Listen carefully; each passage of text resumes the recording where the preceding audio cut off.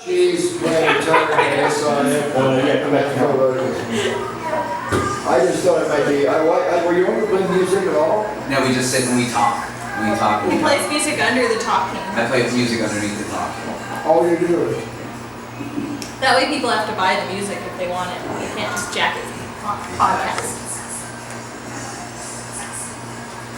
Let me know in this 30 seconds. Left. 1 to 20 right now. Okay, left.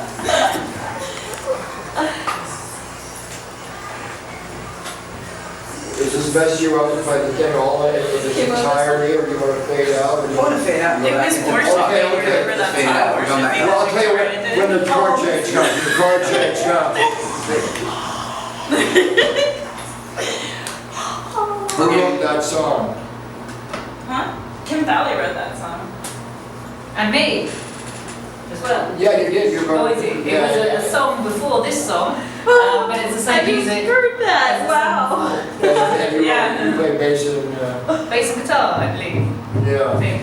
Well, what inspired that? A bunch of young men and young girls were confused by women in their 30s and early 40s who were pretending they were young, kind of It's like old women that think they're still in high school and they can. I It's don't like know. dirty old men with vaginas. Yeah, pretty much. Right. I mean, and why do you think young guys go for older women? For the good money? men. For the Yeah, money, for the mommy money, issues? probably. For the money. The good Mommy men. issues. No, yeah. Money issues, mom. I mean, it could still be.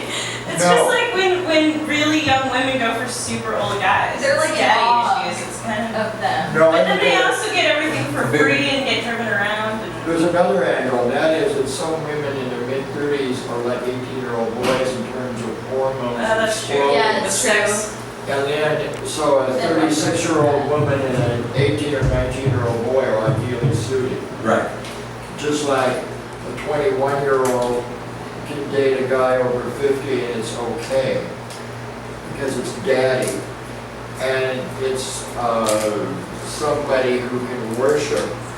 And then the 18-year-old boy gets to worship the 36-year-old woman who worships herself. And she makes up for maybe a bad marriage in her late teens or early 20s. So basically, you know the psychological aspects of what toxic cougar is. I was once A toxic cougar? a penis. With a penis. Now, Well, I looked on the research. You slept with amputees and burn victims. yeah, my job, I used to be a sex worker. So, and that came about from, I saw on the internet, and I don't know if half the shit is true, I'm just Go ahead. asking you. You met a girl hitchhiking, you fucked her, and then you went to her shrink, and her shrink said, hey, I want to put you to work, Yeah. giving intimacy or sex or fucking. Yeah, that was a rehab activity of his patients who were burn victims who had missing body parts. And I guess the apex was when a girl had never had her cock in her mouth. My cock went in her mouth and I looked in her face and she had no eyeballs. Really? Yeah. That's one to take home, right? Well, now I was 17 and I realized that I had a good after-school job. Oh my god. Now, how much would you get paid for fucking a girl with no eyes? Their orgasm, I got paid by their cum, $150 a cum. $150 a And couple. what What was the about most you made in a translation? day? One chick came 8 times, do the math.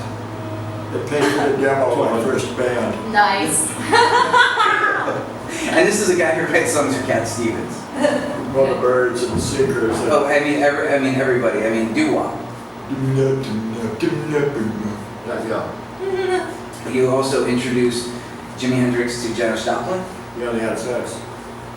They could have had an innocent child. Yeah, that would have been a hell of an intro. One could sing and play guitar like a motherfucker. Right, I mean, what would you call that band? If that kid ever came to fruition, would you want to manage that kid? I would probably, both of them were quiet and shy, so it'd be a very quiet person. That was at Hamilton Camp's birthday party, at the corner of Kings Road and the Sunset, which would have meant it was probably next to the Continental Hyatt House. And Rod Stewart owned the building, and I walked down the street and I lived there later. That's another story. I've lived in a lot of Hollywood places. By the way, this is Renee Hall's old office where we're sitting. Really? Renee Hall was the black genius who played guitar and bass on La Bamba by Richie Valens. He also was Doris Day's arranger, Richie Valens' arranger. He played on Surf Records because he was black. They couldn't have his name on a white record as an arranger. He arranged Nut Rocker by B-Bone the Stingers, which I wrote, which was #1 in 17 countries.